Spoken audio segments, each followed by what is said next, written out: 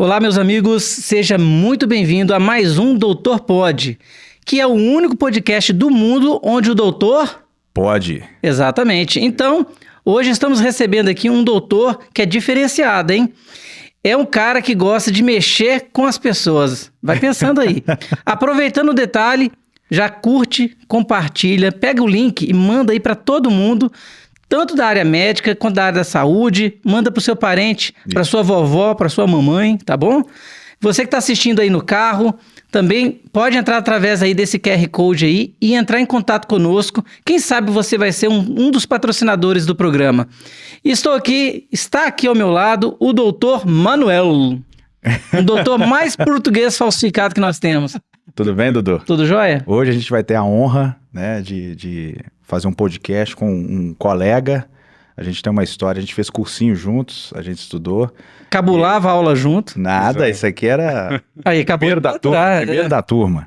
E aí acabou que a gente seguiu caminhos diferentes. Eu fui para cardiologia e ele foi para cirurgia plástica. Doutor Raif, prazer em ter você aqui. Conta um pouquinho da sua história, da sua formação, como é que você começou a sua carreira, onde que você fez os seus cursos. Dá um breve histórico aí pra gente. Manuel, Dudu, muitíssimo obrigado aqui pelo convite de estar aqui nesse ambiente maravilhoso, falando de medicina, falando de coisas, né, de saúde, tentando levar informação às pessoas, que esse é o grande objetivo, né? Ótimo. E esse ambiente maravilhoso que eu estou fascinado aqui com esse estúdio. Então, Manuel, é um enorme carinho estar com você aqui hoje, porque a gente já se conhece há muitos anos, né? E estar dividindo esse ambiente é sensacional para mim, é muito honroso. Eu fiz medicina na Universidade Estadual de Montes Claros, né? Saudosa Unimontes. Unimontes, exatamente. Cirurgia geral na Santa Casa de Belo Horizonte e cirurgia plástica também na Santa Casa de Belo Horizonte. E desde então venho me dedicando a alguns assuntos específicos da cirurgia plástica, mas de forma geral com conhecimento abrangente em todas as áreas da cirurgia plástica também, sabe? Moro aqui em Belo Horizonte, mas não sou daqui. Sou de Natal, no Rio Grande do Norte, né? Um pouquinho longe. Você sabe que nordestino, quando dá pra ser inteligente, é inteligente demais. Esse é o caso dele, né? Obrigado. Sou de Natal, mas moro aqui em BH desde 2001. Então eu já me sinto praticamente um mineiro e já ter essa cidade como minha, sem dúvida nenhuma. Até meu sotaque um pouco nordestino já sumiu, né? Eu já perdi esse sotaque. Então eu tenho muito orgulho de morar aqui em BH, onde eu atendo e tenho toda a minha clientela praticamente daqui. Ótimo, bacana. Muito bom. E aí, Dudu, quer começar com uma pergunta? Eu começo? Como é que é? Pode começar. Já que você tem tanta intimidade, dormimos juntos. A gente eu conheço. República. Dividiu República? Eu conheço a família toda do Raif, a mãe, o pai, a irmã. Então era compromisso sério. Era. Não era amor de final de semana. Não, durou muito tempo. Interessante que todo doutor que o doutor Manuel traz, ele teve um relacionamento próximo. Não, são pessoas que eu trago aqui, né, Dudu, selecionadas, né? Graças a Deus. Não, você tem bom gosto, uma cara de porte, né? Não, ele deve ser carinhoso. Pessoal de República. Crendo. Pode fazer a pergunta aí. Ô, Raif, a ideia do nosso podcast, igual eu tava falando com você, né, é tirar a dúvida da população em geral em relação à sua especialidade, tá? Ótimo. Uma das coisas que até pedem pra me perguntar, fala assim, Manuel, se você for conversar com o cirurgião de plástico, você fala isso com ele. É com relação às próteses mamárias, tá? Sei. Queria que você falasse um pouquinho sobre o material da prótese mamária, qual é a melhor localização, se é dentro ou fora do músculo, né? Falando assim de forma que as pessoas entendam. E isso atrapalha na amamentação, porque muitas mulheres jovens optam por fazer cirurgia, algumas de meia idade, né? E aí tem essa preocupação com a amamentação. Eu queria que você desse uma breve visão disso aí. Então, basicamente, as próteses, né, elas têm como objetivo substituição de algum tecido ou o acréscimo daquele material sintético ao tecido daquela paciente. Então, as próteses mamárias são, eu diria que dentro do universo da medicina é algo muito recente, algo próximo a 50, 60 anos para cá. Primeiramente, as próteses, elas eram de solução salina, eram líquida mesmo, líquido, né? Até hoje existem algumas próteses nesse sentido. Posteriormente, eles substituíram as próteses por um gel de alta coesividade, E com o passar do tempo, esse gel se tornou mais coesivo, com mais força de adesão para que, se eventualmente acontecesse uma complicação, um rompimento da camada externa do implante, esse gel ele continuasse fixo ali dentro daquela unidade. É um polímero? É o que é o material? O silicone é um polímero. É um polímero, né? Polímero, né? E ele tem basicamente esse gel de alta coesividade e uma camada externa um pouquinho mais grossa, dando mais resistência ao material. Certo. Então, basicamente, esses implantes, né, eles são utilizados na cirurgia plástica para reconstrução da mama, que é um assunto muito importante. Geralmente a gente celebra aí no Outubro Rosa esse tema que é fantástico de reconstrução, principalmente naquelas pacientes que estão debilitadas, que fizeram uma mastectomia por conta de um câncer de mama. Na reconstrução de mama, nos pacientes com uma característica mais estética, no aumento mamário, naquelas pacientes com uma hipotrofia ou uma hipomastia, a mama muito pequena, a gente aumenta com o uso do implante de silicone. E naquelas pacientes que já amamentaram, que já tiveram filhos, às vezes ocorre uma coisa que a gente chama de pitose mamária, que é a queda, a mama cai um pouquinho, e às vezes essa paciente perdeu um pouco de tecido mamário ao longo dos anos, por conta do próprio envelhecimento. Vai cedendo. Né? Vai cedendo. No decorrer da vida, a mulher acontece, isso é natural, né, uma lipossubstituição, o parênquima mamário, que ora era denso, ele torna-se um pouco mais flexível, mais mole, porque aquele parênquima, que é a glândula, ela foi substituída por gordura. E ao fato de ocorrer naturalmente essa substituição, a mama ela cede um pouco. Os ligamentos, os tecidos, eles tendem a um envelhecimento. É normal, né? Isso é normal. Isso é o que todo mundo fala. A tendência é cair. Uhum. Brincam, né? Mas é verdade. Porque naturalmente o envelhecimento proporciona isso. E esse envelhecimento, essa questão da flacidez mamária, às vezes deixa a mama pequena. E para repor esse tecido mamário, utilizamos hoje implantes de silicone. Outrora, utilizamos também a própria gordura da paciente para melhorar e para encher um pouco mais o... E a vantagem da gordura é que não tinha rejeição nenhuma, né? Exato, a gordura hoje é uma... Mas quase não se usa mais hoje. A gordura usa muito. Usa ainda? Usa para pequenos detalhes. Para correções. Pequenas correções, a gente usa, a gente chama de lipoenxertia, né? Uhum. Para poder preencher algumas áreas, em especial da mama, onde você nota que tem uma certa assimetria, a gente pode usar a gordura do paciente e tem essa vantagem, que é dela. Pelo que eu já vi, existem próteses também de vários formatos, né? Isso, exatamente. Por exemplo, umas próteses que eu vi antigamente, elas eram líquidas, igual você falou, e elas eram basicamente redondas. Isso. E aí utilizava um pouco da gordura para dar aquele formato mais de pera, ou não, conseguia moldá-la de forma que ficasse nesse formato que algumas mulheres falam de pera, né? De pera. Na verdade, hoje a gente tem implantes já pré-definidos, com formatos pré-definidos, né? E a grande maioria deles, hoje que a gente usa na cirurgia estética, é a redonda. A redonda. É a redonda. Existem outras próteses que a gente chama de anatômica, cônica, que na verdade esse formato pera se deve muito ao formato da prótese anatômica. E por que anatômica? Porque segue praticamente a anatomia da mama. Com o passar do tempo, aquele gel de silicone, ele passa a depositar na parte inferior daquele invólucro. Isso proporciona um formato anatômico para a mama. Então, é daí que vem essa questão do formato anatômico ou formato pera, né? Uhum. Outras próteses cônicas também são utilizadas em algumas situações de reconstrução de mama, mas a grande maioria das pacientes, elas utilizam, né, o implante redondo. Redondo.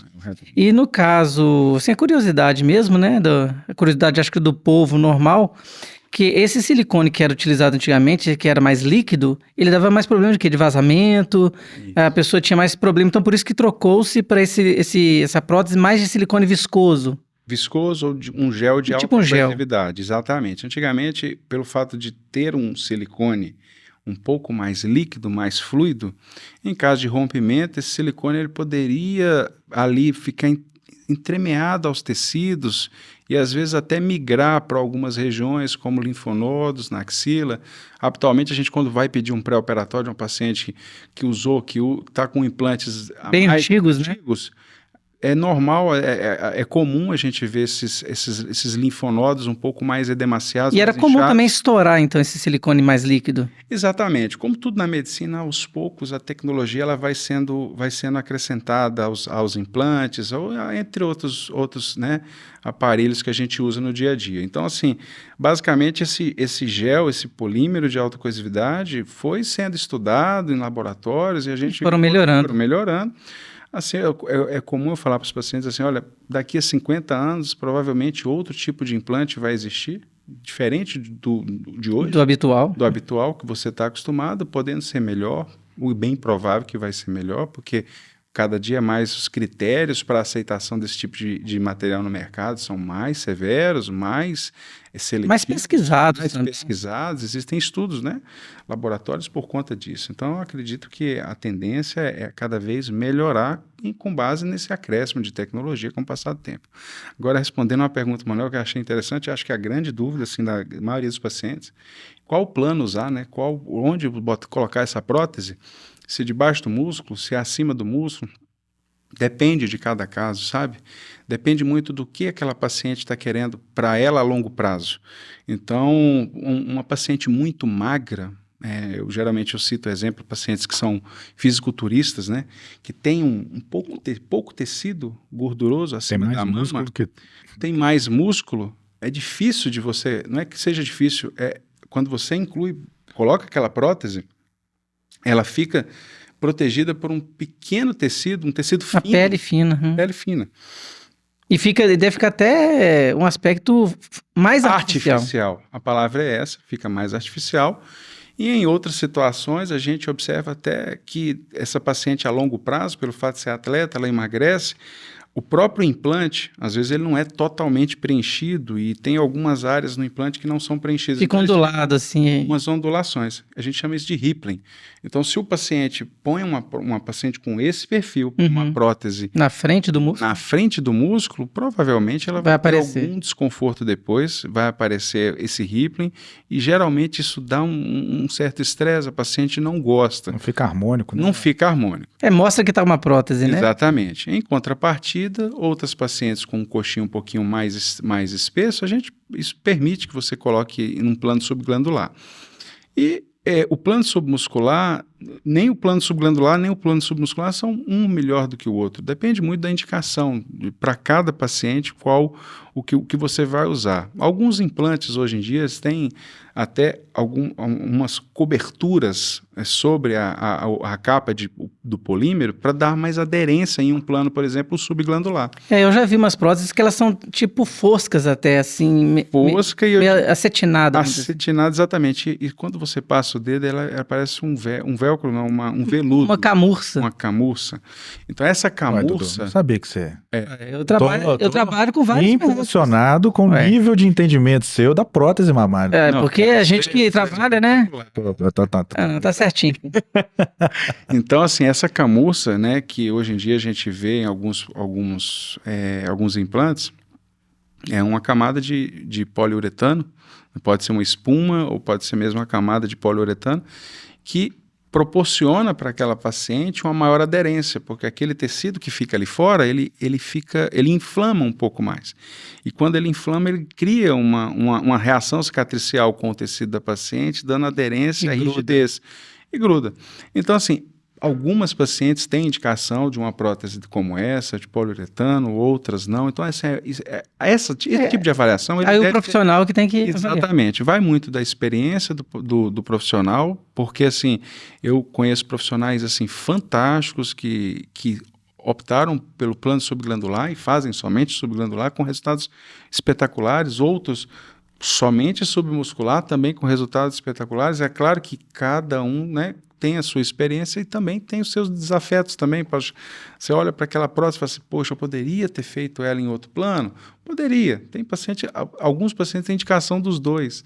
É só você entender o raciocínio e conversar. É a relação mesmo de você... E o tempo de cirurgia dessa prótese frontal e posterior do músculo. É o mesmo? Basicamente é o mesmo? Basicamente é o mesmo, não muda. Não posso falar assim que uma é mais difícil que a outra, mas não Porque muda. com o músculo você tem que fazer um descolamento do músculo, né? Exato, só que o descolamento do músculo às vezes até é mais tranquilo que o descolamento da glândula em algumas situações, porque é um plano mais livre. A gente chama de um plano mais areolar, mais frouxo. Aí você entra... É porque o músculo, quando ele começa a descolar, ele abre, a prótese entra por ali, né? E a casuística sua no seu dia a dia, né, Raif? Você opta... A casuística sua... A grande maioria. A grande maioria seria mais subglandular, ou seja, mais superficial ou mais atrás do músculo? Hoje, a grande maioria atrás do músculo. Atrás do músculo, né? Atrás do músculo. Eu vejo que os resultados a longo prazo, eles se permanecem com mais firmeza, isso na minha casuística. Claro que a gente nunca é dono da verdade, os planos eles existem e você tem que conhecer o paciente e a técnica que o cirurgião domina. Então, basicamente, hoje a grande maioria minha são submusculares. E a questão da amamentação? É permitido? Não é? A pessoa bota prótese, depende da técnica? Isso influencia? Não, hoje a amamentação ela não altera. O que altera a amamentação é quando você faz uma cirurgia um pouco mais... Que tem que fazer talvez o levantamento, né? Quando você resseca muito o tecido glandular. E a glândula é a glândula que produz. Exatamente.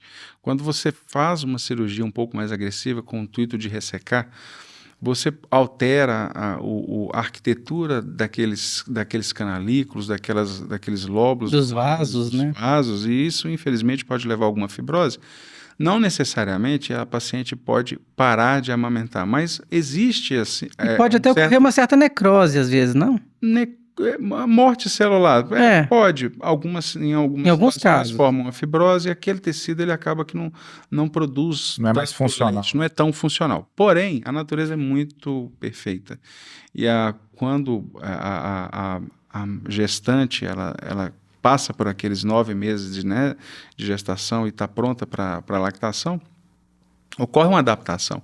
Então, aquele pouco tecido mamário glandular que ficou, ele se reproduz, ele aumenta, ele fica um pouco mais exuberante, proporcionando a produção de leite e a amamentação normal. Ou seja, mesmo que tire um pouquinho, o pouquinho que está ali, na hora que a mulher engravida, ele prolifera, vamos colocar assim, e aí ele compensa essa falta. E eu sei que o pessoal de casa...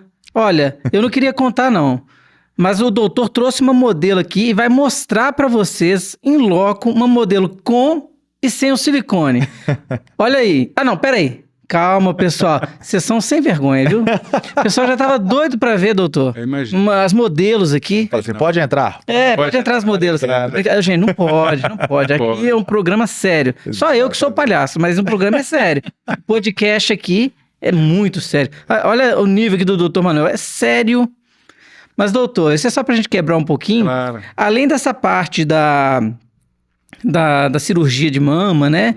O senhor também vem atuando em outras áreas da cirurgia plástica. Sim, faço muita rinoplastia, me dedico, muito a essa área dentro da cirurgia plástica, com alguns cursos, algumas palestras, faço alguns cursos internacionais, Tive a oportunidade de ir à Turquia. Mas Turquia é para fazer cabelo, Não, pelo contrário, o cabelo ela está bem famoso. Lá ficou muito famoso. A rinoplastia ela é muito desenvolvida, os cirurgiões são fantásticos, Turquia, Itália, Alemanha... Tem alguns países que meio que se dedicam a isso, né? Eu acho que na Tailândia eles fazem muita questão de mudança de sexo. A resignação. Resignação, né? Exatamente. E na Turquia, então, também fazem muito nariz. Muito nariz. Lá, o nariz do turco, um nariz bem... Proeminente, um nariz com dorso, geralmente... bem grande. Protuberante. Eles têm esse viés lá, porque a população de lá já permite uma casuística maior do que nos outros lugares. E é o que eu falo geralmente. No Brasil, pelo fato da nossa colonização ter sido bem mesclada, então a gente tem uma miscigenação muito grande. É interessante porque no Brasil você vê pessoas com pele branca, mas com nariz negroide. Com nariz negroide. Né? E pessoas negras com nariz... com pele finita. Caucasiano, exatamente. Hoje a gente fala até de nariz étnico, aos poucos a gente foi observando que algumas regiões, do globo tem uma tendência, e no Brasil em especial a gente vê uma miscigenação. Você não tem um padrão Não, eu gravei um curso com cabeleireiro uma época, que ele pegou uma modelo que na parte de trás do cabelo dela tinha uma origem étnica, no tupete era outra. Era. O cabelo dela... O cabelo dela tinha várias origens. Várias mudanças. E para fazer o tratamento químico, por exemplo, uma descoloração e tudo mais, que às vezes a pessoa faz só numa região, quando ele fazia na outra, dava problema. Não tinha o mesmo por causa da mistura mesmo. Ô, Raif, a gente escuta muito, eu como médico e eventualmente até como não médico, eu escuto muitas pessoas falarem assim, eu fiz uma cirurgia no nariz e aproveitei e corrigi um desvio de septo. A gente escuta isso demais, né? Às vezes até no risco cirúrgico, ali a gente tá fazendo ali o pré-operatório do paciente, eles comentam isso com a gente. Verdade. Fala pra gente um pouquinho se isso é habitual, vocês aproveitam o momento da cirurgia para eventualmente corrigir eventuais defeitos, caso o paciente tenha algum que proceda, ou se isso é feito em tempos diferentes. Como é que funciona isso? Então, basicamente, quando a gente fala em rinoplastia, né, eu sempre uso algumas analogias. É como se você fosse construir uma casa. Para você construir uma casa, você precisa do alicerce para levantar as paredes, para depois colocar o telhado. Então, hoje a gente usa muito o conceito de rinoplastia estruturada. Por que isso? Por que de estruturar o nariz? O estruturar o nariz a partir do momento que você entra, praticamente você destrói aquele arcabouço natural genético do paciente. Ligamentos, conexões entre cartilagem, entre músculo e pele. Então, quando você desconecta tudo isso, você precisa tentar reconectar ou mesmo substituir aquilo por uma estruturação firme. E qual o objetivo disso? Evitar que as forças cicatriciais ao longo dos anos alterem. Faça com que esse telhado caia, né? Caia. Imagina o vento soprando, se aquela casa não tiver estrutura, ela vai ceder. E o material que a gente usa para reconstituir, para reestruturar esse nariz é a cartilagem. E hoje a gente tem no nosso corpo algumas fontes de cartilagem. Orelha, articulação, região da costela e o septo. E por que não reconstruir o nariz com a própria cartilagem do septo? A gente, em algumas situações, tem um septo abundante, com muita cartilagem. Ganha tempo, exatamente, já está mexendo no nariz. Já está no nariz, já está aberto. Então, os pacientes que têm um desvio de septo, naquele momento a gente já consegue fazer o tratamento, tirando o desvio. Às vezes a gente consegue fazer tanto tratar o desvio cartilaginoso do septo, quanto o desvio ósseo, porque lá atrás existe o septo ósseo mais rígido e firme. Que fica nas fossas nasais ali. Exato, é lá dentro. Então... Esse dá mais trabalho um pouquinho. Esse dá um pouco mais de trabalho, mas o acesso é o mesmo. Se você está com o nariz dá para corrigir perfeitamente. Você faz essa correção e trata alguns desvios, algumas alterações funcionais, né? Porque é importante a gente sempre deixar isso bem claro, que uma rinoplastia, ela precisa ser funcional e precisa ser estética, de certa forma. Então, o paciente às vezes procura a gente e fala, olha, eu quero mexer na minha giba, quero melhorar a ponta do meu nariz, levantar... E abrir mais. Exato. Tem gente que é mais fechadinho. Não adianta nada você fazer tudo isso se você não... Ficar contente também com o que você vê no espelho. Exatamente, Você precisa realizar um pouco da parte funcional. Às vezes o paciente tem essa dificuldade, esse desvio de septo, você também pode tratar. E no caso, doutor, o senhor trabalha tanto com a rinoplastia aberta e fechada ou só aberta? Hoje, somente aberta. Somente aberta. É porque eu vejo, né? Eu já trabalhei com alguns doutores que fazem a rinoplastia fechada. Rinoplastia fechada, é muito interessante a técnica. Falta só colocar o jaleco, né, Dudu? Eu dou pitaco lá. Eu dou pitaco Isso aí é fera, né? Durante a cirurgia lá, eu dou pitaco, converso com o doutor lá. Alguns doutores até brincam comigo lá. Falar muito aqui, senão ele vai aprender, já ele tá operando. Aí o conselho de medicina já vai junto. Mas eu vou operar é cachorro. Aí o conselho lá de veterinário tá frito. Melhor ficar quietinho. Tá certo. Ô, Raif, me fala uma coisa aqui. Com relação às reconstruções faciais, né? Existe alguma limitação? Você já pegou algum caso, assim, pitoresco, de alguma pessoa que queria mudar o rosto para se parecer com alguma celebridade? Eu vi isso no Pergunta do Google, achei muito interessante. Tem casos assim, porque as pessoas, cada pessoa tem um desejo interno, né? Às vezes vê um ídolo no cinema, quero parecer com... Não, doutor, na verdade, ele tá querendo fazer igual o Ken da Barbie. Deus que me livre. Percebeu, né? Nem a pau. Mas... Mas, Teve um doido aí que fez, né? você tá... Doido não, né? Que cada um tem a mania que... Esses desejos intrínsecos de cada pessoa e a estética, a plástica, ela puxa muito para isso, né? Às vezes, no seu consultório ali, você se depara com um paciente que tem algum desejo pitoresco. Você já teve algum caso na sua casuística de alguém que pediu alguma coisa para você com relação à mudança de face, alguma coisa nesse sentido que era que foge um pouquinho do habitual? Olha, assim, isso é muito comum hoje, sabe? A gente vê hoje, nós estamos vivendo uma realidade diferente de alguns anos atrás. E eu pontuo isso muito por conta das redes sociais, né?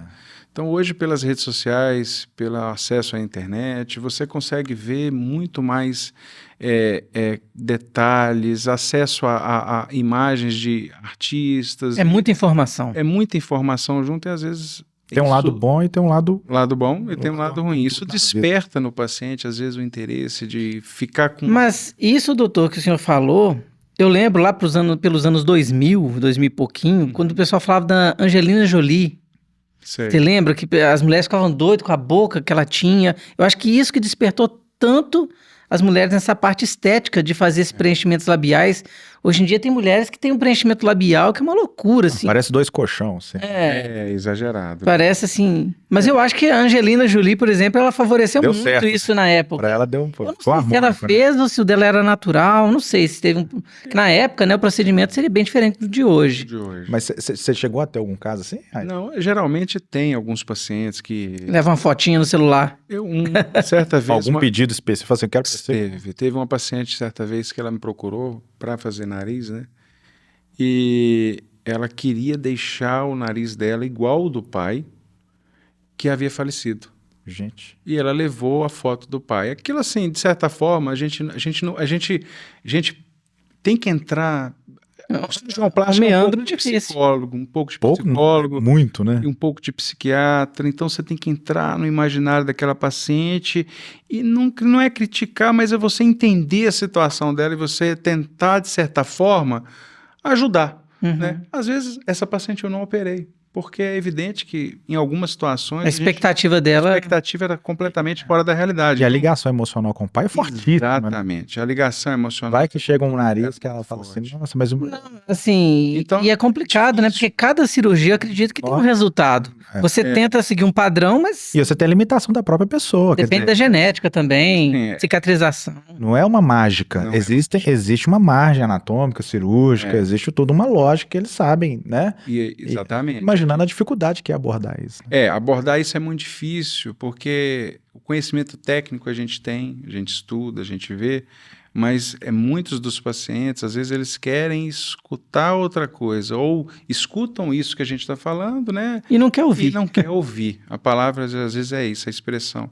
E esse caso, em especial, me chamou a atenção porque ela levou uma única foto do pai à distância e ela queria que o nariz ficasse igual. Eu falei para ela, infelizmente eu não consigo, porque eu não tenho eu não tenho aqui o nariz do seu pai para ver, e mesmo que ele estivesse vivo do meu lado, eu não posso te garantir isso. É uma coisa... Porque a cirurgia, ela possibilita mudar, mas não copiar, talvez. Não copiar em algumas situações. E outros pacientes também falam, eu quero ficar com o nariz assim. Aí quando você vai ver, é uma foto de Instagram onde o artista ou a pessoa... E os filtros? Usou o filtro que afina o nariz, e essa pessoa às vezes não sabe.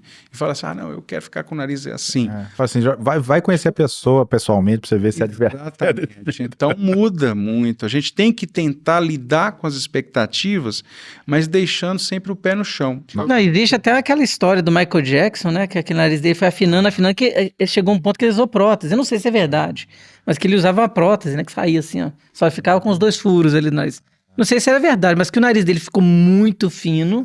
E até hoje eu não sei como que ele conseguiu alterar tanta cor da pele dele daquela forma. Não entendi. Eu ouvi também, são histórias de internet, né? Coisas assim. Que tomou remédio para vitiligo. Isso. E em doses altíssimas, e aquilo ali afetou de uma certa forma até além. Criou como fala quando é aquela pessoa que tem que a pele clareia toda? Albino. Ele ficou tipo albino. Ele desencadeou o albinismo nele. Mas Coisa da internet, a gente hoje sabe. a gente vê muito esse dismorfismo corporal, né? A pessoa não se aceita, Não né? se aceita de forma alguma. E às vezes eu noto isso muito em pacientes que são até modelos, pacientes tanto sexo masculino quanto feminino, os homens, a vigorexia, né? O excesso de zelo pelo corpo é legal. Nunca achar que tá bom. Mas nunca acha que tá bom. Às vezes a pessoa tá muito bem. Adoece, né, Raíssa? Adoece. Do E ponto de assim, vista, é psicológico. é psicológico. Então, algumas situações a gente precisa do apoio até de outras especialidades, né? Para amansar aquilo. Ou para simplesmente tentar ajudar o paciente a falar assim, olha, entender, porque às vezes ele quer depositar na cirurgia plástica uma coisa que ele não, mesmo e não vai alcançar, né? Ele não alcança, ele vai ficar frustrado. E às vezes essa frustração vai piorar e vai virar um ciclo vicioso, que ele vai piorando aquele estado depressivo e psicopático, e a pessoa tenta ficar entra em depressão, ansiedade. Fica difícil, a lida fica difícil. E nessas questões, doutor, a questão de recorrência, assim, por exemplo, fez um procedimento, o paciente falou, o nariz não ficou tão empinadinho como eu queria. Tem que reoperar, reabordar. Reabordar. Como que é feito isso? É normal? Exatamente. Então a gente tem que sempre deixar bem claro que cirurgia plástica não é medicina, e assim como a medicina também não é uma ciência exata. A gente lida com o corpo humano, a gente lida com situações que são, às vezes, diferentes do habitual, assim como uma doença rara, que não tem um diagnóstico, que passa a ter de uma hora para outra, e assim como na cirurgia plástica a gente observa muito isso. E depende também do comprometimento do paciente no pós-operatório. No pós-operatório, exatamente. Às vezes ele também, às vezes não... Então, o que eu observo?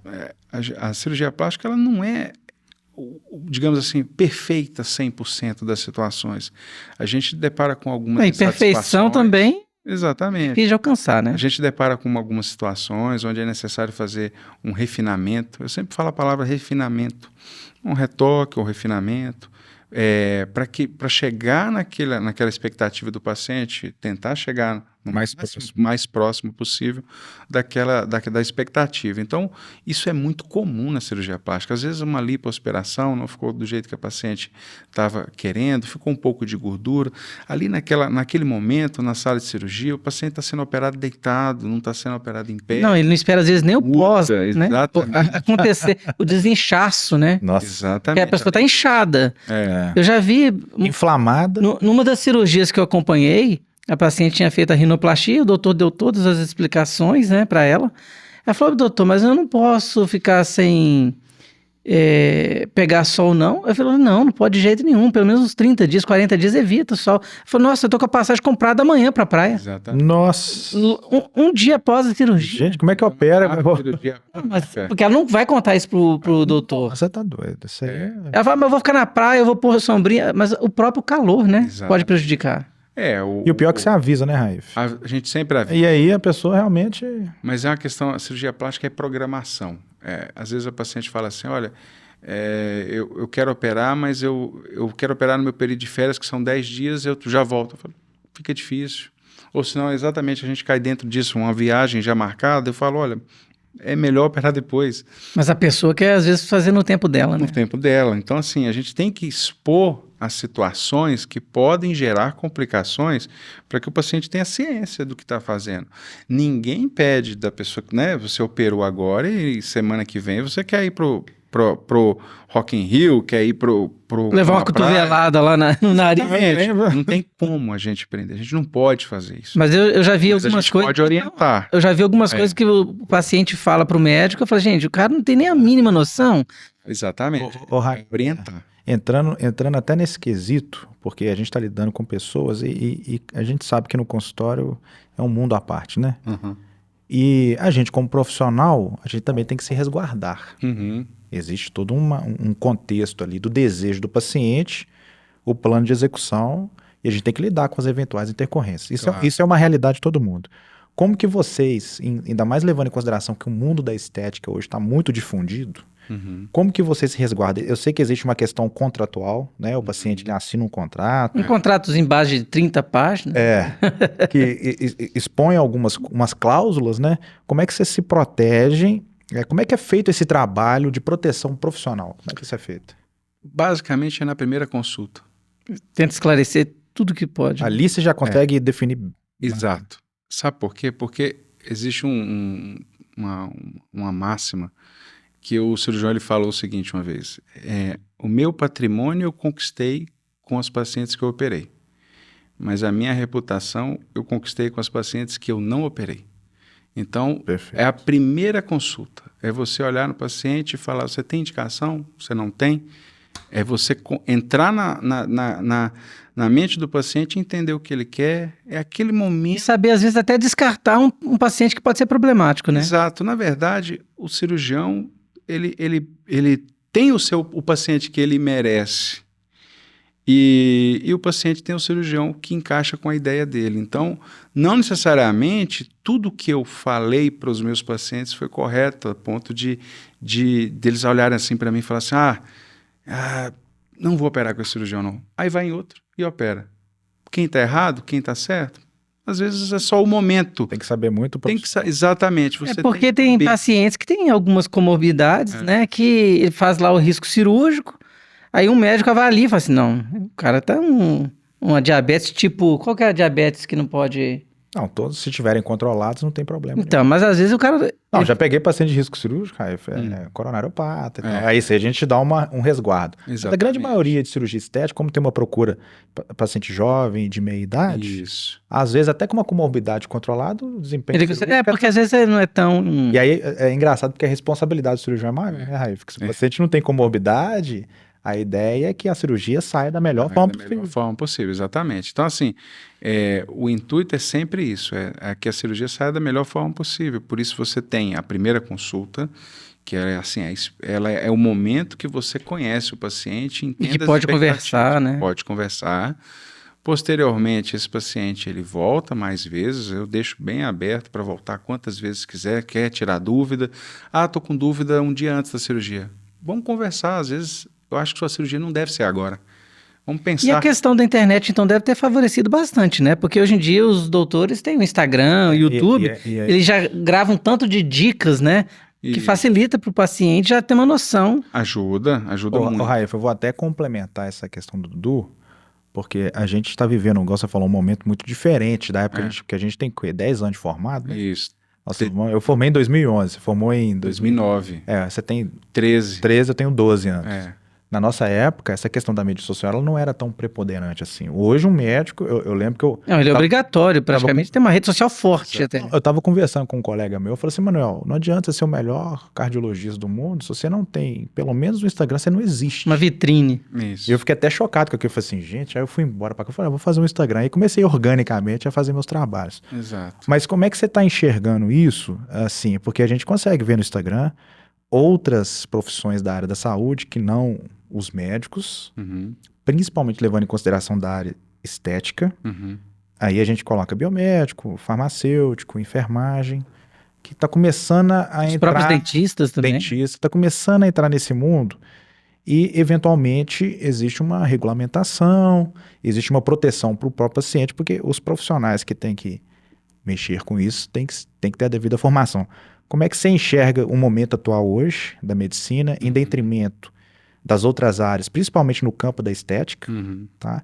E como é que você entende a regulamentação disso aí em prol do paciente? Não é nem da questão do profissional, mas a gente tem que pensar lá na ponta, né? Na segurança do paciente. Então, assim, basicamente, toda vez que o paciente ele se propõe a fazer um procedimento, né, estético, né, ou qualquer outro procedimento, ele deve procurar um profissional habilitado. Eu sou bem categórico com relação a isso. E hoje o que a gente tem, judicialmente falando, na questão da legalmente falando, o profissional habilitado é aquele profissional que teve um treinamento. Então vamos resumir em coisas bem simples. Então o paciente procura um profissional, ele deve ser habilitado, para isso ele deve comprovar a habilitação. Então se ele faz isso, ele é habilitado por qual órgão? Qual instituição que chancela? Departamento, qual instituição que chancela aquilo? Então, hoje, puxando um pouco para a minha área, a gente tem a cirurgia plástica hoje, ela é uma especialidade onde um médico, após 6 anos de formação, ele passa por uma prova onde ele vai fazer uma residência médica em cirurgia geral, são 3 anos de cirurgia geral, Posteriormente, ele faz uma outra prova para entrar para a especialidade da cirurgia plástica. Após o término desses 6 anos de especialidade como médico já, porque os 6 anos anteriores eram como estudante, ele assume a responsabilidade de ser um cirurgião plástico, né, de formação. Mas vinculado à Sociedade Brasileira de Cirurgia Plástica, ele ainda tem que fazer algumas outras provas. As validações. Para as validações, para ver se os 3 anos de cirurgia plástica dele foram feitos em uma instituição séria e que deu instrução suficiente para que aquele profissional ele atue no mercado. Então, ao terminar a cirurgia plástica, o residente, ele faz, né, uma prova, né, que é a prova para membro especialista, é a primeira casta ali da cirurgia plástica, para você receber o seu diploma e ser considerado um cirurgião plástico e atuar no mercado. Mas não é só ser cirurgião plástico e atuar de forma genérica no mercado. Você tem que ter um pouco de embasamento, de formação e de experiência.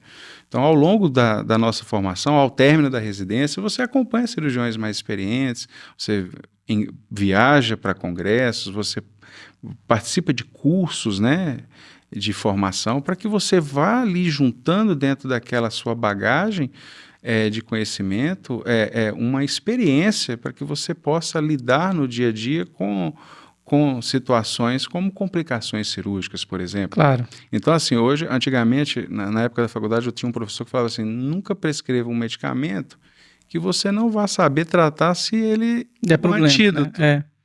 Então, a mesma coisa eu falo hoje para a cirurgia plástica, para as questões estéticas.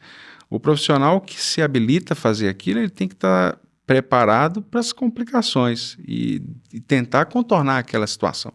Uhum. Então não adianta nada só você, eu faço isso, eu faço aquilo outro, seja médico ou não médico.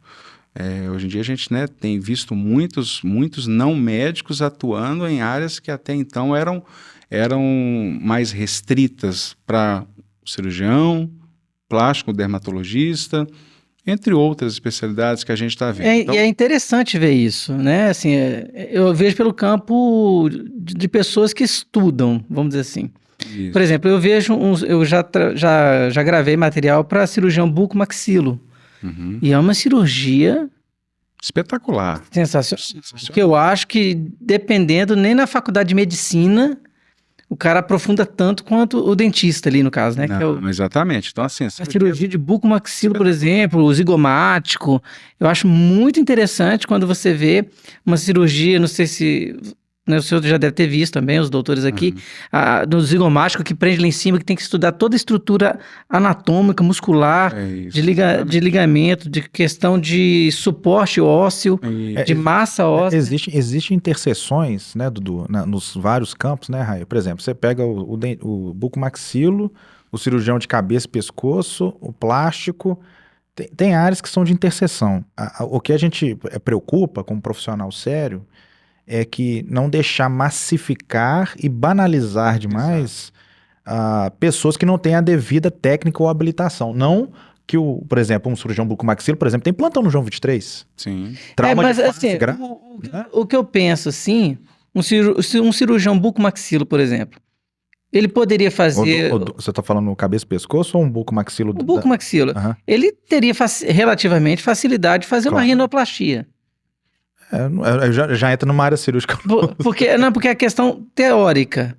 É uma pessoa que estudou profundamente a estrutura facial. Sim. Né? E assim, é o que nós falamos aqui, o doutor também falou. Depende do profissional estudar determinadas áreas, para ele evoluir e melhorar. Eu falo assim, pela minha área audiovisual, eu vejo pessoas com equipamentos sensacionais, mas que não sabem trabalhar uma luz.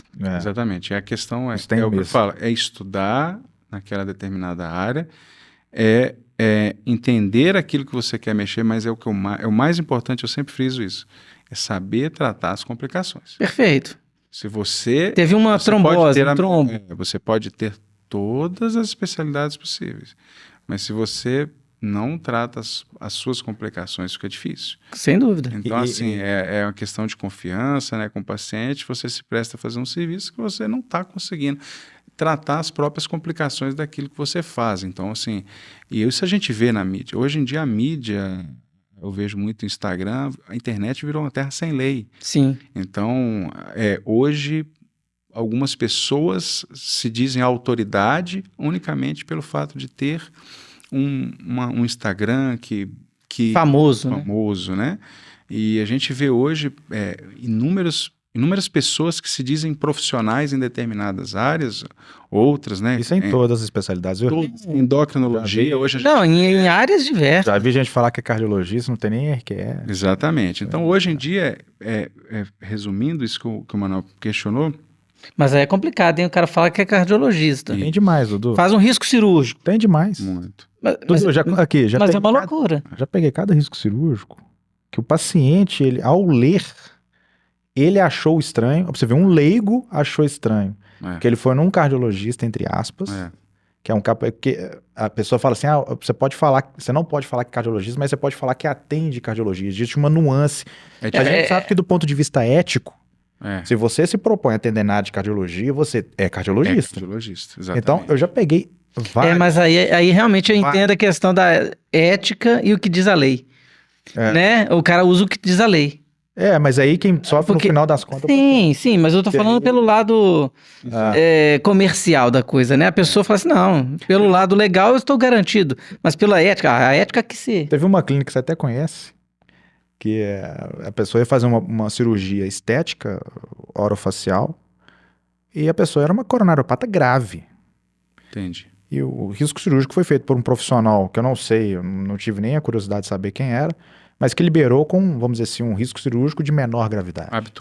Habitual, asa 2 no máximo.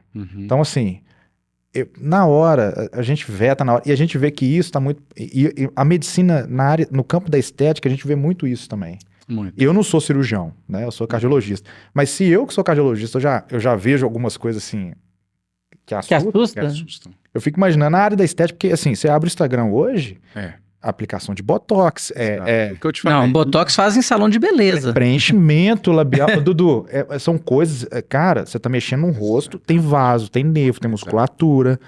E aí as coisas acontecem. A pessoa sai de lá com a boca...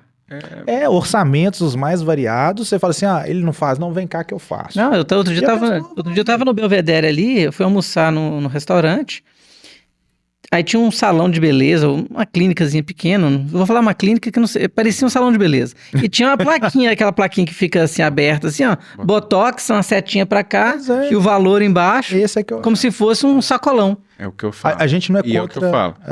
Quer fazer Botox? Sabe tratar a complicação? Se souber. E outra coisa, Dudu? Exatamente, aí o doutor entrou num ponto interessante, né? Então, doutor, assim, a gente tá falando aí do Botox, né? E a pessoa sendo, sei lá, enfermeira, será que ela, estudando, ela consegue tratar pelo menos um início de uma complicação? E trazer para o paciente que está lá, né, fazendo o procedimento, uma tranquilidade? Em algumas situações, sim. Depende muito da complicação, sabe? Eu acho lógico, assim, E aí, já puxando, Raif, você já tratou complicações de outros profissionais? Inúmeras vezes. Inúmeras vezes. Imagina, porque acontece, né? Inúmeras. A gente não consegue nem pensar e falar assim, E resolver o problema dos outros é mais difícil, né? É muito mais difícil. É muito mais difícil. Então, assim, é o que eu sempre falo. Você se habilita a fazer algo que você tem que saber o que é aquilo que você está fazendo. Porque quando dá um resultado positivo, é ótimo. A grande maioria está maravilhoso. E quando dá algo ruim? Aí esse é o momento que você precisa. O processo. Exato. Isso é que não pode acontecer. Eu acho que um grande problema... Pode continuar. Eu já vi, hoje em dia, na área, né... A gente vê muito, a internet ela te possibilita ver uma vitrine mesmo, complicações diversas de N profissionais, dentistas, cirurgiões plásticos, endocrinologistas, cardiologistas. Hoje em dia, a área da saúde ela está muito mercantilizada. Não digo mercantilista, está no foco. A gente vê o sim, sim. A área estética mais ainda. Então, assim... Eu tô falando mercantilizada pela questão, assim, tem muito médico que quer ganhar dinheiro. Exato, também. E não liga tanto para essa complicação. Outro médico, dentista, em várias áreas. De forma geral. Então, assim, hoje a gente vê isso muito. Então, o paciente tem que entender que aquele profissional, ele vai fazer aquele procedimento e ele tem que também saber tratar as complicações e acompanhar. Eu pego muitas vezes complicações de colegas, né? Às vezes médicos, às vezes não médicos. Então, a gente tem que também saber lidar com essa expectativa do paciente e colocar a real situação. Falar assim, olha, infelizmente aconteceu isso, uma complicação. A gente agora, o tratamento vai ser completamente antibiótico e vai embora. Né? Exatamente. Muitas vezes vai ser um procedimento invasivo, uma cirurgia, ou mais de uma cirurgia. Então, você tem que estar preparada. Porque isso tudo, às vezes, gera um custo, onera se o paciente, às vezes, não tem plano de saúde. Infelizmente, ele vai depender um pouco mais do SUS, né? E o SUS, infelizmente, hoje ele é bem limitado. Exatamente, é limitado e muito abarrotado, né? Hoje em dia a gente vê fila, né? Fila muita demanda. Grande, muita demanda. Então a gente tem que tomar muito cuidado. Então essas complicações existem. O cirurgião plástico também tem complicações. Claro, todo profissional que se propõe a fazer algo, né? Seja cirúrgico, seja não cirúrgico, ele tem que entender que aquilo não é 100% das vezes perfeito e às vezes você pode se deparar com situações mais perturbadoras e entender que aquilo faz parte da sua profissão e saber tratar, cuidar do paciente. E voltando a essa parte da estética, outro dia eu estava gravando uma cirurgia de nariz e a paciente, ela tinha feito aquele fio de ouro que eles falam, né? Fio de ouro que... Fios de sustentação. Fios de sustentação, fio de ouro não, fios de sustentação. Gente, mas na hora que abriu o nariz da paciente, você precisa de ver. Parecia que tinha feito uma costureira, que tinha feito, parece que embolou tudo, sabe? No nariz. Ficou uma coisa assim, na hora que o cirurgião abriu o nariz para olhar, ele falou, vai dar trabalho. Exatamente. Porque já estava todo... não, e a carne, né, cheia de fibrose, cheia de coisas que dificultavam. Dificultam a manipulação naquele momento, e inclusive o paciente tem que entender. Porque já não tem como fazer um alarrim, não tem como fazer mais nada que dê aquela sustentação. Sabe de tudo mesmo. Sabe? Tô abismado. Sabe, Eu sei, eu sou cirurgião de... Fazendo a prova de título.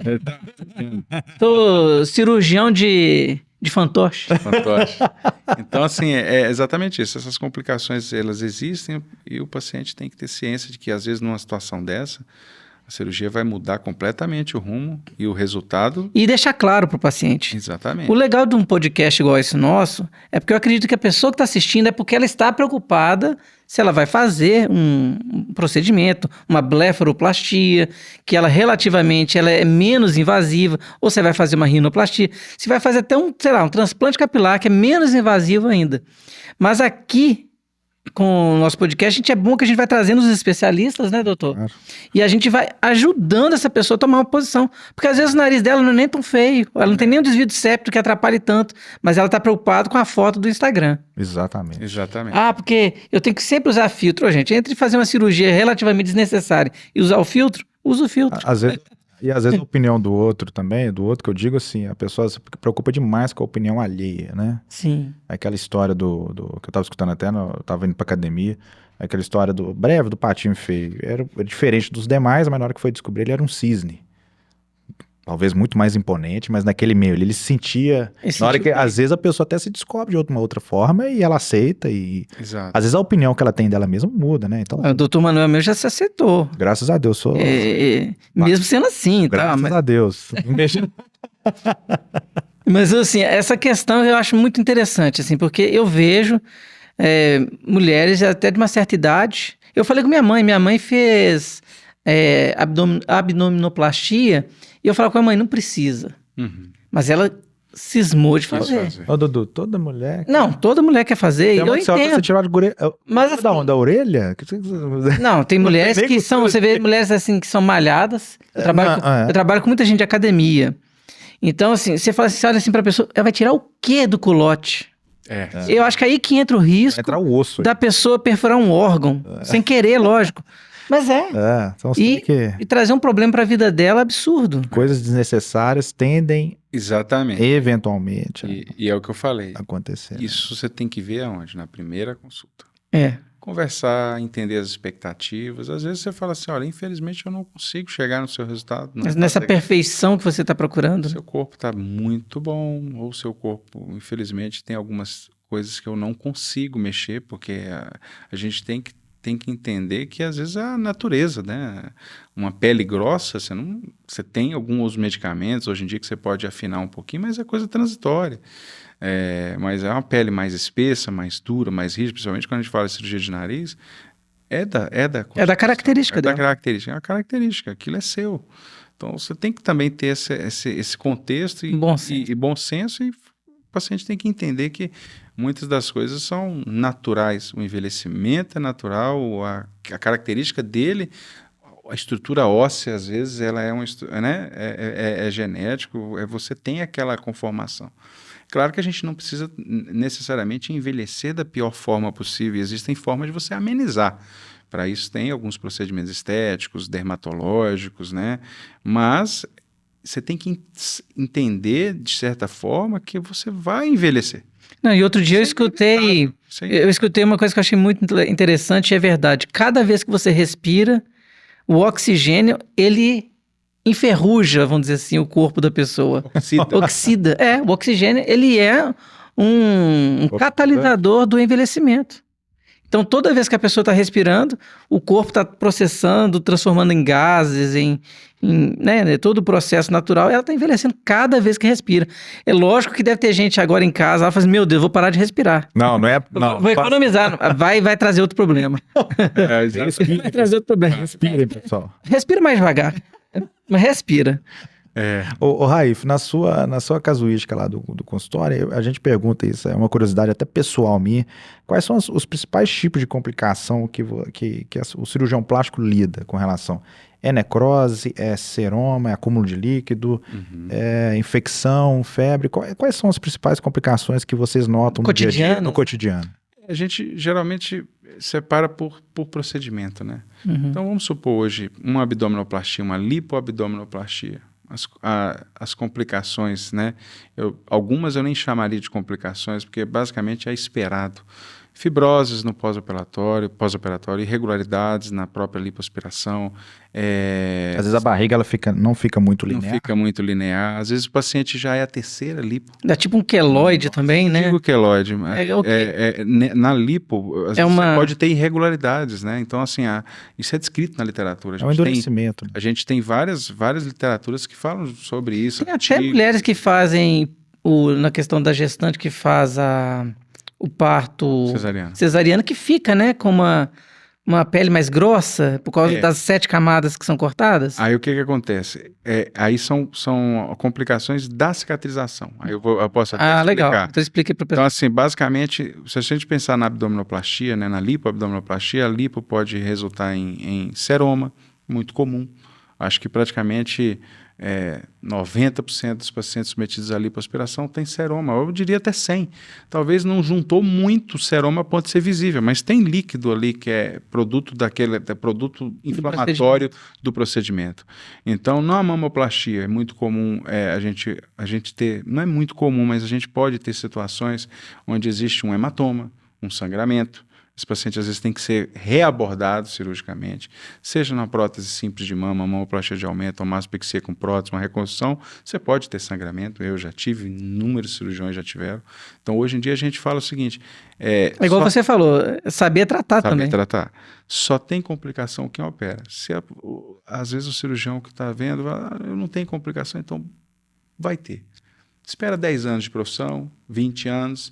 e você vai saber lidar com elas, e você vai tentar, né, você vai ter experiência para saber lidar com elas. É o olhar clínico mesmo. Olhar clínico. Então, assim, hoje, como, né, alguns anos após a minha formação como cirurgião plástico, eu sou muito mais experiente, sou melhor do que antes. Então, cada dia, amanhã, eu serei melhor do que hoje. Sim. Ainda mais com um podcast desse maravilhoso. Então, assim, a gente vai aprendendo com a nossa profissão, o Manuel também. A gente vive uma constante transformação como ser humano, como profissional, como pessoa. O médico que não quer estudar, ele não pode ser médico, né? Exatamente. Porque todo dia sai alguma coisinha. Falar isso pro cardiologista 3 artigos semanais. Você acha que se você não lê, você tá parado. Esse período que a gente está aqui, com certeza a New England já deve ter Lançado alguma coisinha aí. Exato. O PubMed está lotado de publicação nessas últimas horas. Então, assim, é uma constante aprendizagem. Não, e até ouvi um doutor falando uma vez, que é uma coisa que eu achei interessante, um cirurgião plástico, ele falou que a cirurgia plástica é uma troca. Uhum. Estética versus cicatrizes, por exemplo, né? Eu vou usar uma frase que eu uso muito. Legal. Esse paciente que estiver vendo, às vezes ele vai lembrar disso. Você tem que, às vezes, o que você faz para o paciente ter uma cicatriz é tirar o flacidez, por exemplo. Então, é muito comum o paciente pós-bariátrico falar, doutor, eu queria fazer a braquioplastia, mas eu tenho medo da cicatriz. Então, geralmente eu falo assim, você tem que gostar mais da cicatriz do que a flacidez que você tem hoje. Então, a troca, ela existe mesmo. E não adianta, às vezes, o paciente falar assim, mas a cicatriz vai sumir? Não, ela não vai sumir. É a lembrança do seu passado que foi embora. Exatamente. E é aquilo que você vai carregar. É uma escolha. É uma escolha.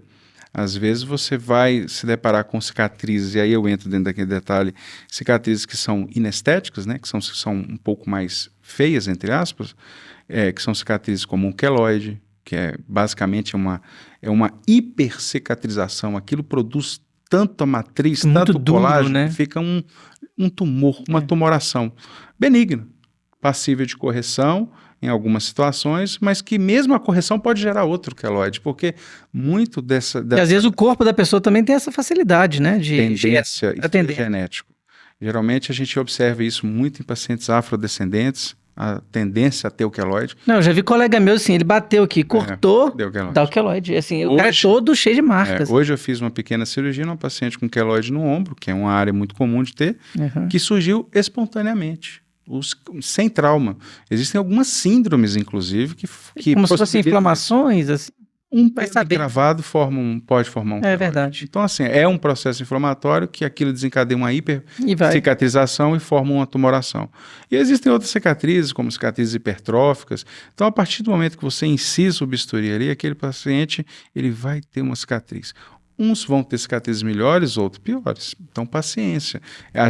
Nenhum cirurgião, quer que sua cirurgia fique com uma cicatriz horrível. Claro. Feia, desagradável. Raif, eu já vi filmagens, claro que assim, muito restritas, de procedimentos, por exemplo, lipoaspiração. Aí você vê um instrumento, uma peça de metal e a pessoa... Uma cânula, né? A pessoa...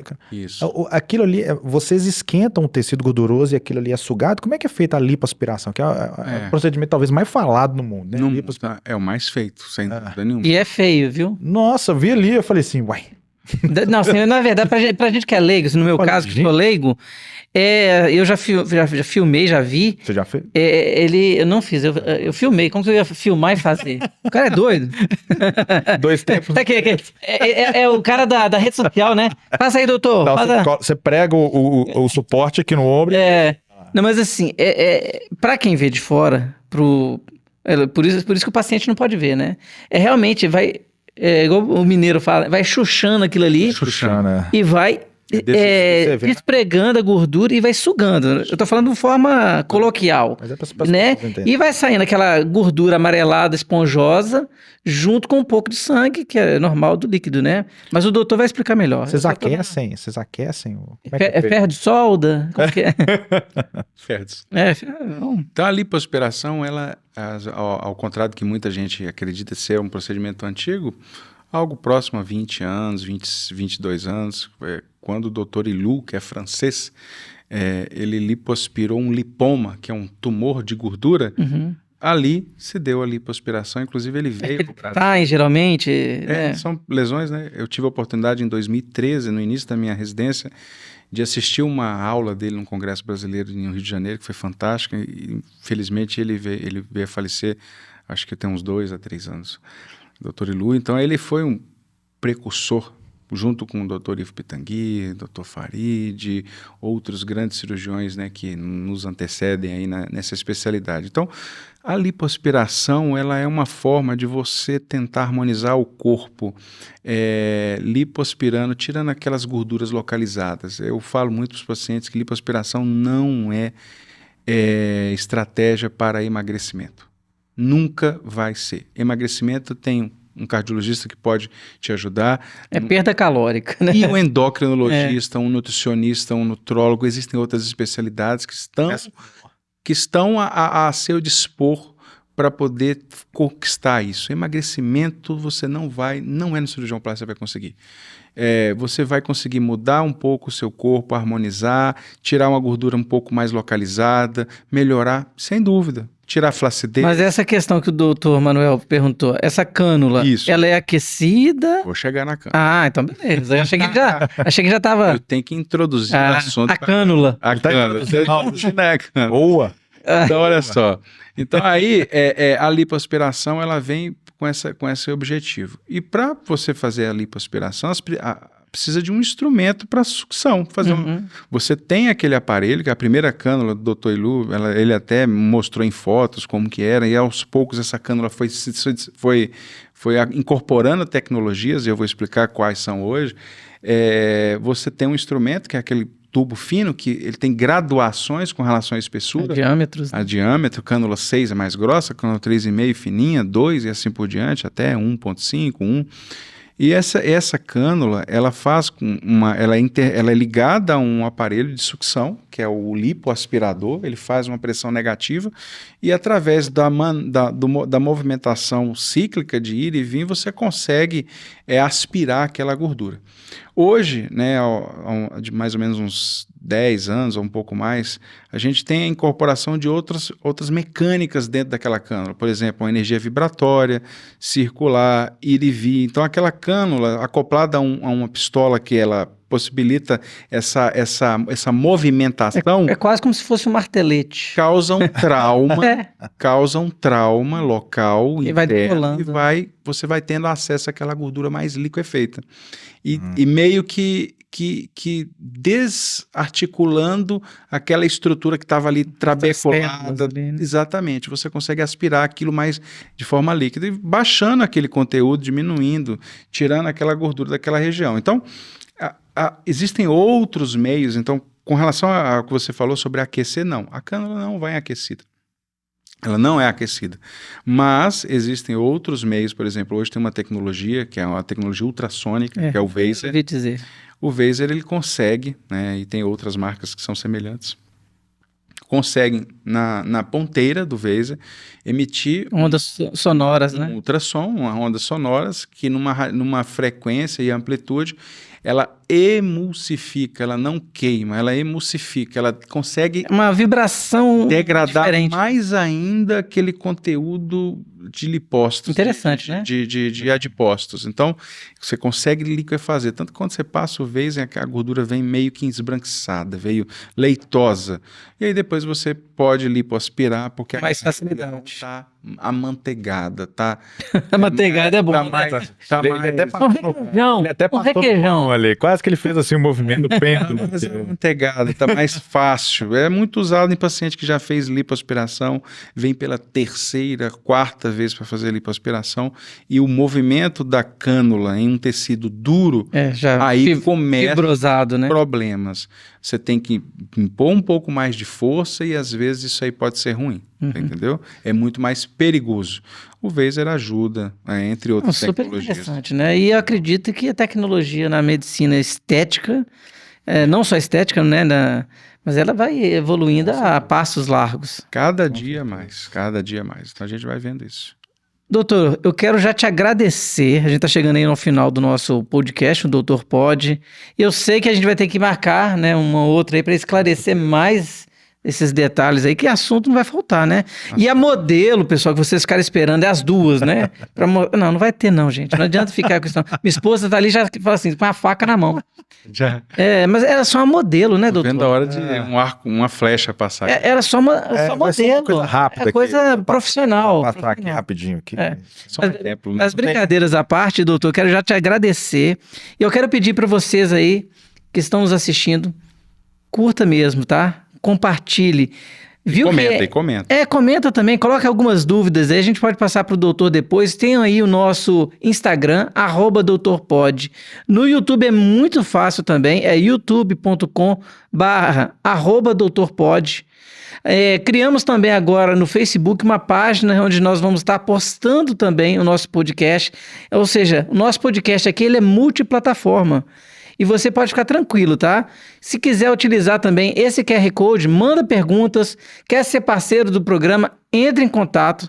Nós vamos agora, em 2023, alavancar mais o nosso podcast para alcançar mais pessoas e mudar a vida de várias pessoas. Eu acho que essa iniciativa é espetacular, né? Somado de pessoas aí super inteligentes. Eu tô abismado com conhecimento de cirurgia plástica. Não, eu sou o famoso orelha seca. Se fosse pedreiro, era meia colher. Meia colher, boa. O Dodô, ele é multifacetado mesmo. Ele vai pegando assim, quando vai ver, já tem informação. Porque, na verdade, eu sou um cara curioso. Uhum. Então, se eu estiver trabalhando com médico, eu quero conversar com o médico de uma forma que ele me entenda e eu entenda. Nossa. Né? Então, se eu estou trabalhando com um advogado, eu vou falar no mesmo linguajar do advogado. Exatamente. E eu creio que as pessoas que estão nos assistindo, elas gostam de pessoas que passem um conhecimento, não ser apenas um entretenimento. O nosso projeto aqui, o foco dele é ajudar desde aquela pessoa mais simples até o doutor. Isso. Né? A gente ter uma gama. Vai informação. E por isso que de vez em quando a gente brinca, quebra um pouquinho o gelo, porque não precisa ser sisudo para ser bom em passar um conteúdo. Exatamente. Um bom mestre é aquele que te ensina rindo. Né? Então a gente tem que avançar nesse propósito mesmo. Exatamente. Então o doutor Pod é isso, tá?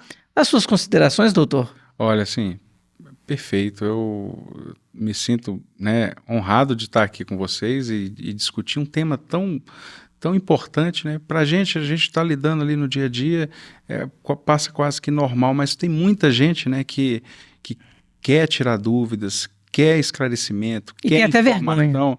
E hoje em dia, numa terra sem lei, que às vezes é a internet, às vezes a gente pega, eu como paciente também, a gente observa e fala, nossa, não é possível, tanta informação às vezes que não tem nexo, e a gente precisa de gente assim, né, para poder passar, para poder montar uma plataforma, uma estruturação para que o paciente possa estar se alimentando de informações, né, boas, e esse convite do Manuel, poxa, eu fico muito lisonjeado e feliz de estar aqui. Eu acho que o Manuel está querendo fazer uma permuta, ele falou que ele está querendo pôr silicone, também nele. Cara, nunca... Panturrilha, né, que o Manuel é grandão, fortão. Ele é até que a panturrilha casquinha de sorvete. Eu falo com as pacientes do risco do pré-operatório, gente, vocês operam com facilidade. Se eu fosse operar, eu estivesse morrendo. Ainda leva. Quando eu dividi a República com o Manuel, ele tinha um apelido. Depois eu vou contar. Pessoal, coloca nos comentários qual seria o apelido do Manuel. Pronto, excelente opção. Coloque nos comentários. A gente precisa saber qual apelido você daria para o Manuel na República, né? Na República, né? Com isso, quando ele começou a estudar medicina lá em Montes Claros comigo, depois ele passou aqui na FMG. Aí na República a gente tinha uma... Ele ficou vermelho, não sei porquê. Não, ele tá com medo de... eu não vou falar. Não fala, não. Acho que não fala. Eu acho que não. Vamos deixar o pessoal comentar. A imaginação vir, né? Deixa a imaginação vir. Então, assim... Tô achando que o Manuel tá falando vermelho. Ele tá com... Câmera nele, por favor. Close no Manuel. Aline, coloca aquele close no Manuel. Você vê. Então, assim, na próxima, você vai ter que me convidar. Ele ficou vermelho. Você vai ter que me convidar mais vezes, porque aí na próxima eu acho que eu vou soltar. A gente vamos ver se... Próximo episódio, o apelido do Manuel da República. Arrasta pra cima que você vai ver. Aí a gente vai falar do apelido dele. Maravilha. Contar a história dele. E aí, doutor Manuel, gostou do nosso Doutor Pod? Show de bola, mais uma vez. agradecer o nosso convidado, já é o 7º episódio nosso, né, Dudu? 7º, 8º, eu tô na dúvida. A gente tá crescendo organicamente. É orgânico. E sempre trazendo convidados de qualidade. Foi uma honra também ter você aqui, Raif. Obrigado. De pronto, assim, eu já pensei em você para chamar aqui para falar sobre isso. E é a dupla satisfação. É meu amigo e também um excelente profissional. E divisor de repúblicas. Aí na próxima a gente vai ter um podcast só disso. Vai ser. Pessoal, eu quero agradecer imensamente a você que assistiu, que compartilhou. Olha, não seja ingrato. Você assistiu o conteúdo e não deu um like, Isso. não compartilhou, você está sendo uma pessoa ingrata, sabia? Então, curta, compartilhe, ative o sininho. Eu fico igual meu filho no YouTube, sabe? Ativa o sininho e tal. Mesmo que o YouTube não entregue, ativa. Não vai te custar nada, você aprendeu e tem a possibilidade de fazer crescer o conhecimento em muitas outras pessoas. Olha, nos vemos no próximo Doutor Pod. Fiquem com Deus e até lá. Um abraço.